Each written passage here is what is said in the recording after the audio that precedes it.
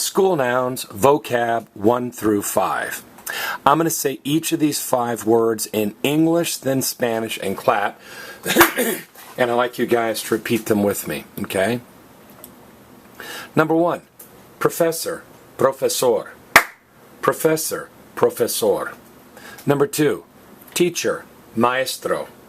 Teacher, maestro. Number 3, homework, tarea. Homework, tarea. Number 4, the pen, la pluma. The pen, la pluma. And number 5, the pencil, el lápiz. The pencil, el lápiz. Now, the tricky part about professor is that in English it has 2 S's and in Spanish it has only 1. But here's the good news. I've got a way for you to remember that. In English, almost every letter can be doubled. We have 26 letters, and I think 19 of them can be doubled. In Spanish, there are only 4 letters that are commonly doubled. There are actually 6, but only 4 of them are commonly doubled. The letters C-E-L-R. Everybody say cellar. Cellar. Okay? Now, there's never a double S in Spanish. The only letters that are commonly doubled in Spanish are C-E-L-R. I've got a clip, if you're confused by that, just type in cellar and you'll see it. Now, also I want you to notice that in English we say professor and we stress this E, but in Spanish we say profesor and we stress this O. In Spanish we normally stress the next to last vowel. Notice, maestro, tarea, pluma. But here we're stressing the very last vowel. How do I know to stress the very last vowel? Everybody say lizard. Lizard. In Spanish, if a word ends in L, Z, R, or D, the very last vowel gets stressed. Let me say that again.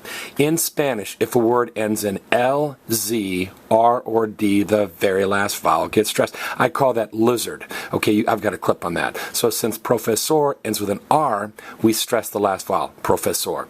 Now, teacher has a T and an R in English and a T and an R in Spanish. But more significantly, you guys see the word ma? Which is a ma, and is. So, the way I remember it, my ma is a teacher. Everybody, my ma is a teacher. And if that doesn't help it stick in your head, everybody say, maestro, strike up the band. Maestro, strike up the band. The maestro is the conductor or the guy or the gal that teaches the symphony to play or how to interpret the music. Now, homework is tarea, okay? Visualize a little boy walking to class. He finally did his math homework, got it all done, and it blows out of his hand and it goes in the street where they're patching holes, and it lands in a newly filled pothole, and it gets covered with tar. And he's like, oh man, I finally did my math homework and now it's got tar all over it. So he pulls his homework out of the tar and he goes and he lays it on his teacher's desk. And the teacher says, Jimmy, why are you handing me a piece of paper covered with tar? He says, that's not tar, that's my homework, and I hope I get an A. That's not tar, that's my tarea, my homework, and I hope I get an A. Kind of a long, convoluted story, but tarea's homework, homework is tarea. Just visualize homework covered with tar, and Jimmy thinks he's going to get an A. All right, pluma is pen. Everybody say plumage. Plumage. The very first ink pens were feathers dipped in ink.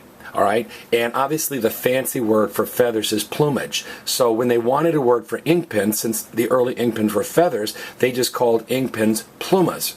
Pluma actually means feather and ink pen. Okay, so the pen or the ink pen is la pluma. Just think plumage.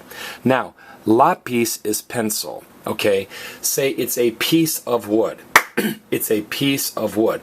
Visualize a piece of wood or a pencil rolling into your lap. So it rolled into your lap, and it is a piece of wood.